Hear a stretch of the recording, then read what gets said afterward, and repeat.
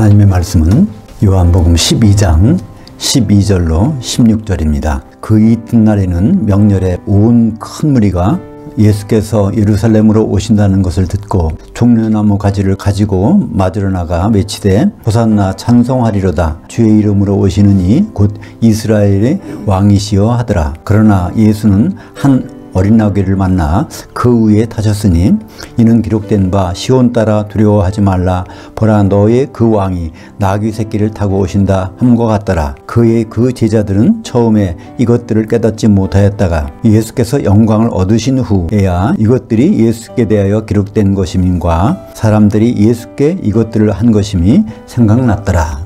오늘 말씀 가지고 종려주일의 불편한 진실, 예수님이 나귀 타신 이유라는 제목으로 말씀을 나누겠습니다. 오늘은 대부분의 교회가 종려주일로 지킵니다. 부활절 전 주일을 종려주일이라고 하죠.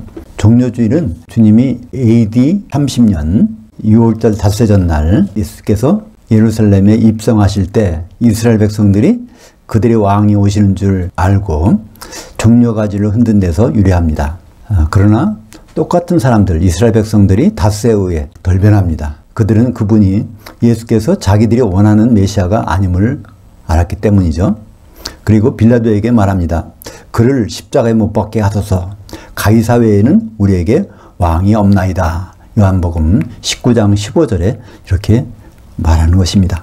우리가 종려주의를 지킨다면 그것은 그들이 착각한 것을 답습하는 꼴이 되는 것입니다. 이스라엘 백성들이 예수님 왕으로 알아보고 그들을 맞이했다. 그러니까 우리도 앞으로 오실 왕을 알아보고 이렇게 맞아야 된다. 이렇게 종려주의를 지키고 있는데요. 이것이 얼마나 어리석은 것인가를 우리는 깨닫게 되는 것입니다. 예수님은 오셔서 수많은 표적을 행하셨습니다.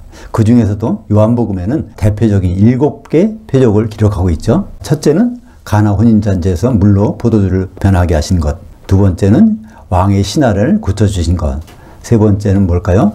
예루살렘에 가서 베데스다에서 38년 된 자를 고쳐주신 거. 그 네 번째가 오병이어의 이적이죠.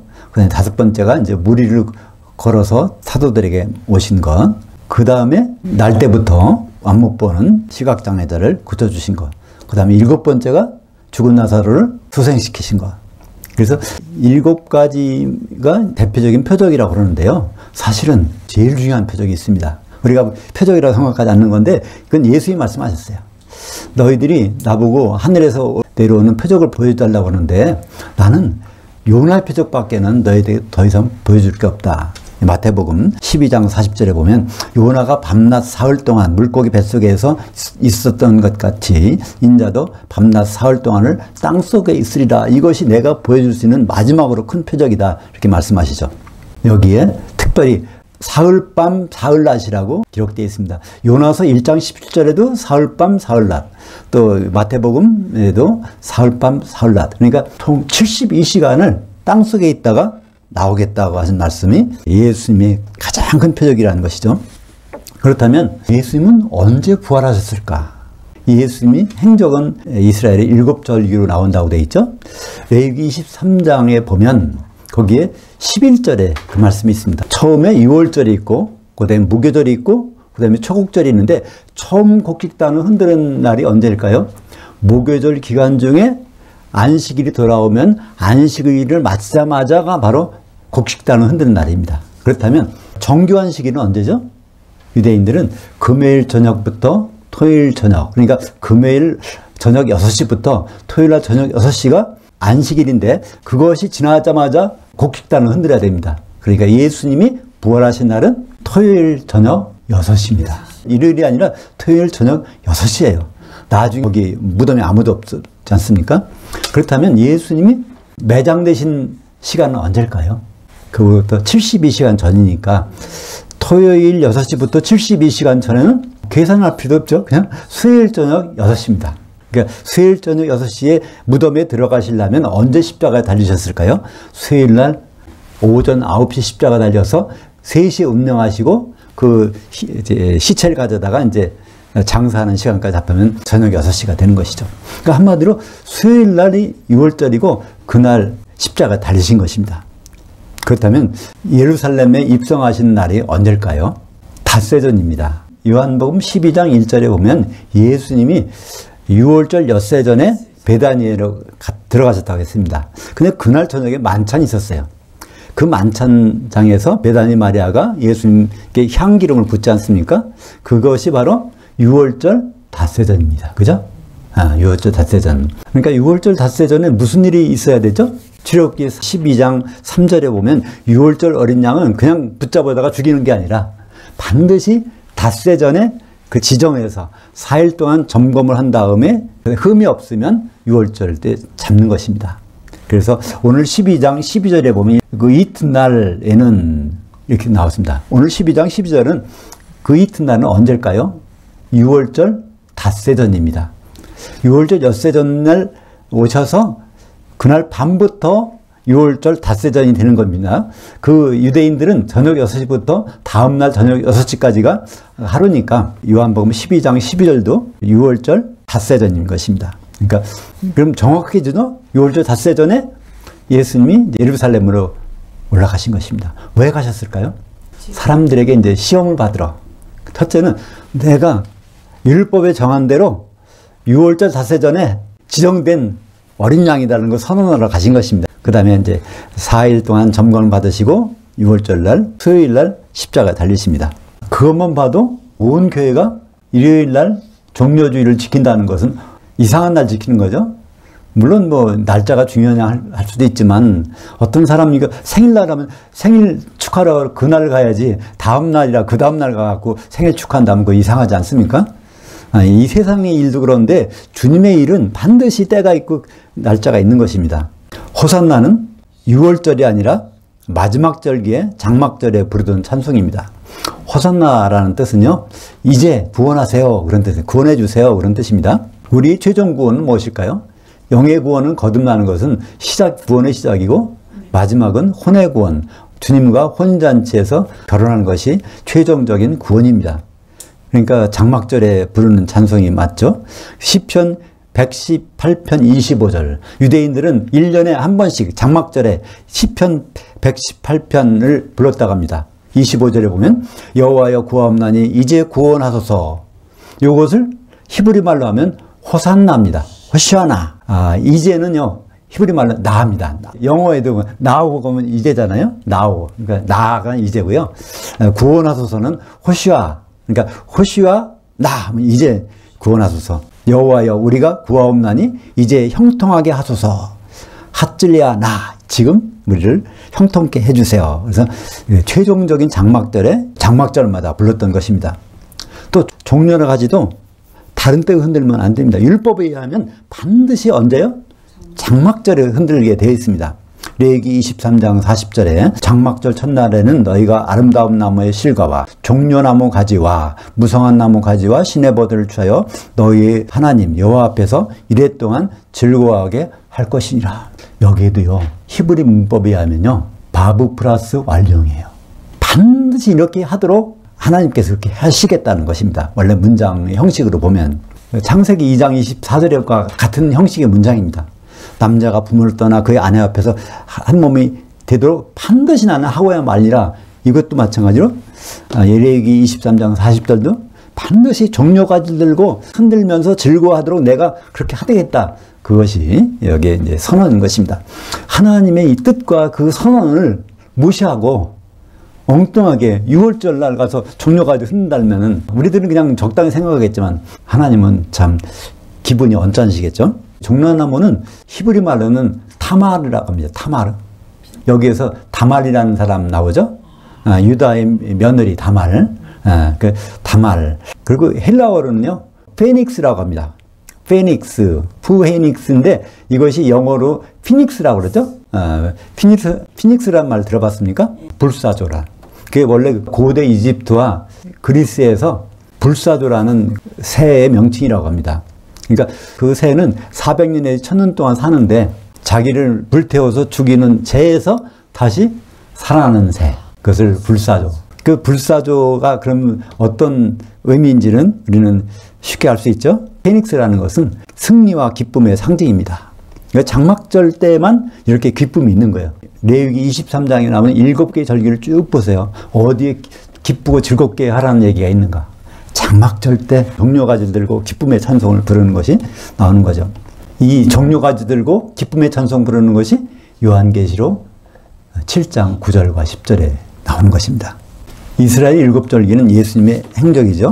첫째는 유월절이고 마지막은 장막절입니다. 예수님 백성들을 구원해 주기 위해서 먼저 하실 일이 있어요. 예수님 자신이 죽었다가 구원을 받으셔야 돼. 왜냐하면 모든 사람이 죄를 짊어지고 일단은 죽으셔야 된단 말이야. 그런데 예수님이 의로우시니까 다시 부활하셔. 그런 일이 있은 다음에 재림 때 우리를 와서 마지막 혼의 구원을 이루어주신 것입니다. 예수님은 구원이 그냥 한 번에 끝나는 것이 아니라 초림 때의 일과 재림 때의 일을 구분해서 나누어 가지고 계신 것입니다. 그것을 가장 잘 설명한 것이 스가랴서 9장 9절입니다. 한번 볼까요? 스가랴서 9장 9절. 시온에 따라 크게 기뻐할지어다. 예루살렘에 따라 즐거이 부를지어다. 보라, 내 왕이 내게 임하시나니 그는 의로우시오 구원을 받으시며 비천하셔서 나귀를 타시나니 나귀의 작은 것 곧 나귀의 새끼니라. 근데 우리말 성경에 보면 이렇게 번역되어 있는 성경이 없어요. 하나도 없어. 표준세 번역, 공동 번역, 흠정역 뭐 어딜 봐도 없어요. 심지어 영어 성경도 이렇게 안 돼 있어요. 어떻게 되어 있는지 아십니까? 그는 구원을 베푸시며, 그러니까 예수님은 왕으로서 구원을 베푸신다는 거예요. 그 다음에 겸손해서 나귀를 타신다고 되어 있습니다. 근데 겸손이라는 단어가 그 비천하셔서 왕이 아니라 종이 되셔서 그래서 그 표시로 나귀를 타신다고 말씀하고 있습니다. 그러니까 스가랴서에서 예언한 메시아는 왕은 왕이신데 당장 왕이 아니라 미래 왕이시고 처음에는 백마 타는 것이 아니라 나귀를 타서 아주 죽으러 오신다는 것을 선언하는 그 문장이 이제 스가랴서 9장 9절인데 우리말 성경에는 어디에도 이런 번역을 안 해놨어요. 원전에 있는 번역을. 거기에 구원 베푸시며라고 번역한 것은 원래 구원한다. 히브리 말은 뭘까요? 야샤입니다. 야샤가 구원한다. 그 야샤라는 말에서 예수라는 말이 생긴 것입니다. 구원자라는 말이 생긴 거예요. 야샤. 근데 능동태는 야샤인데 수동태는 뭘까요? 노샤입니다. 그래서 스가랴서 9장 9절은 야샤가 아니라 노샤로 되어 있습니다. 그러니까 구원 받으신다는 거예요. 예수님은 죽으시지만 반드시 일으켜 주신다는 것입니다. 그 말을 스가랴서 9장 9절에 되어 있는데 그걸 번역을 엉뚱하게 해놓으니까 예수님이 처음부터 초림 때 구원하실 것처럼, 그래서 이스라엘 백성들도 당장 오셔서 구원하실 것처럼 이렇게 착각을 하게 된 것입니다. 그래서 예수님은 일부러 그렇게 나귀를 타신 겁니다. 예수님이 나귀 타고 입성한 장면은 사복음서에 다 있어요. 마태, 마가, 누가, 요한 다 있어요. 마태복음은 21장에 있고요. 마가복음은 11장에 있고요. 누가복음은 19장에 있고요. 요한복음은 12장에 있습니다. 다 있는데 요한은 좀 이것을 달리 기록합니다. 마태, 마가, 누가는요. 예수님 나귀 타고 오시니까 사람들이 보고서 왕이시여 우리 구원하세요 호산나 이렇게 한 것을 기록했어요. 요한은 근데 정반대입니다. 어떻게 기록했을까요?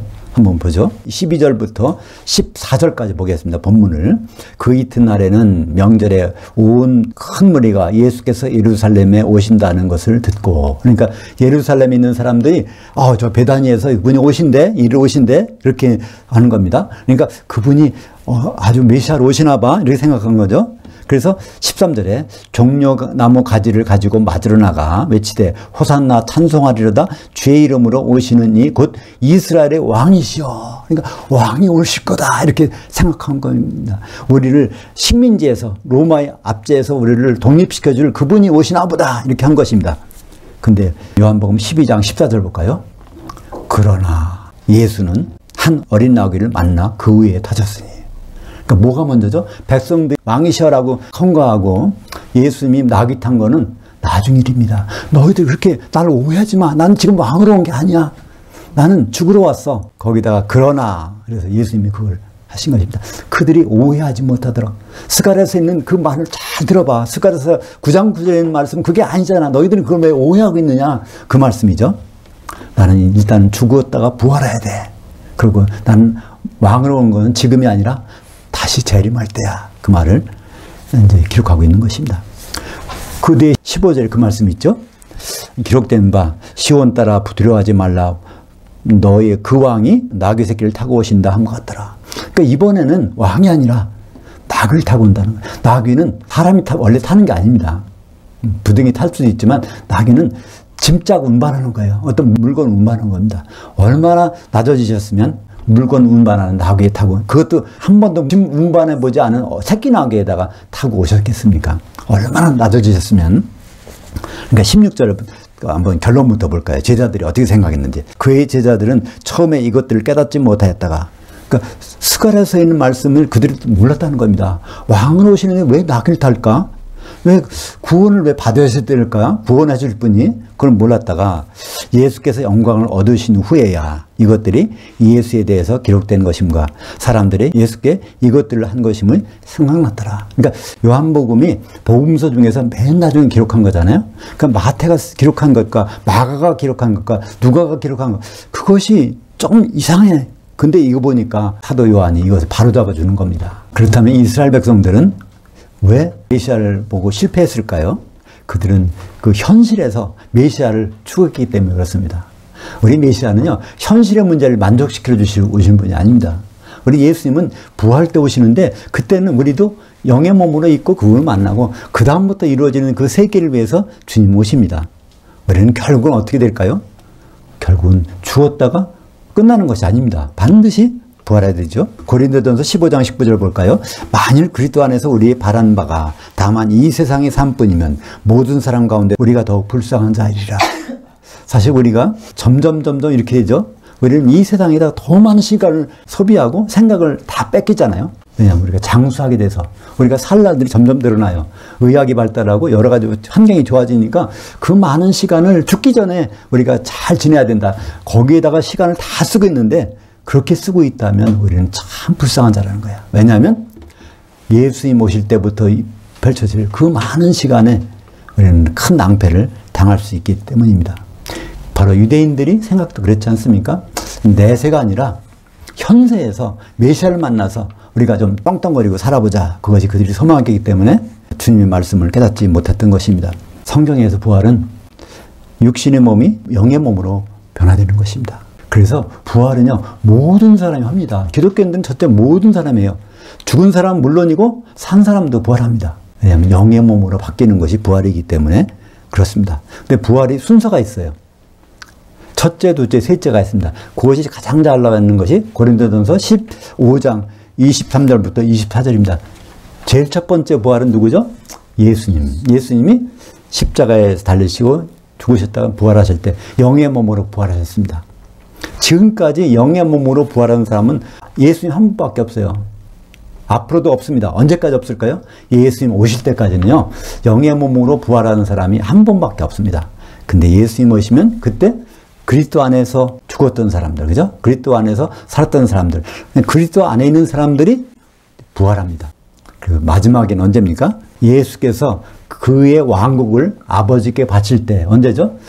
백보자 심판 때 이제까지 1000년 동안 우리가 예수님과 더불어 이기는 자들이 공중에 사는 기간이 있고, 그 다음에 이제 세상의 모든 사람들이 부활해서 백보자 심판대에서 심판을 받고 불못에 가느냐, 새 예루살렘의 백성으로 들어가느냐가 결정되는 것입니다. 우리는 반드시 부활의 몸으로 1000년 동안을 지낼 기간을 받게 됩니다.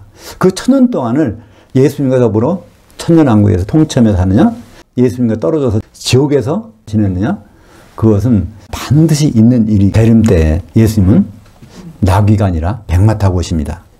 요한계시록 19장 11절 볼까요? 또 내가 하늘이 열린 것을 보니 백마와 그것을 탄 자가 있으니 그 이름은 믿음의와 진리의라. 그가 의로 심판하며 싸우더라. 그래서 예수님이 백마 타고 오시는 장면이 있습니다. 그때 그리스도 심판대에서 심판하실 것을 말씀하고 있는데, 근데 그 뒤따르는 사람들이 있어요.